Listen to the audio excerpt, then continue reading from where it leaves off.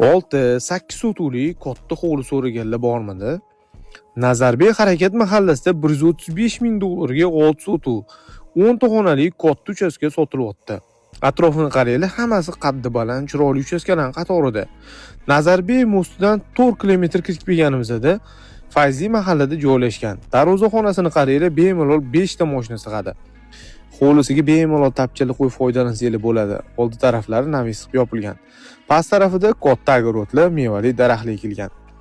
Uy oldi tarafida 2 qavatli bino, birinchi qavatiga yonboshidan kirib boramiz.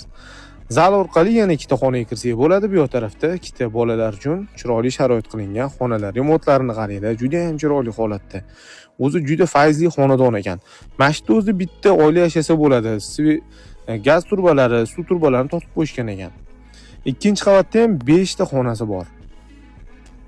O'ng qo'lda katta mehmonxona 25 kishilik, bitta yotoqxona,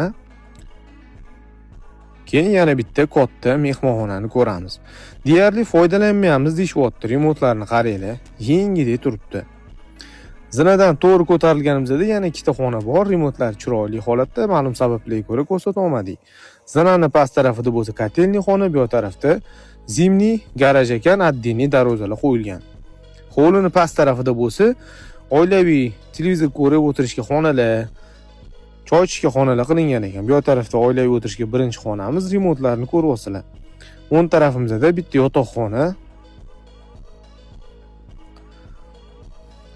Koridordan to'g'ri o'tsak, umumiy samozyol xonasi, keyin bo'lsa choy ichish uchun addiniy xona, keyin kuxnyasi ham razdельный qilingan ekan. Kuxnyadan hojatxonaga o'tsak bo'ladi.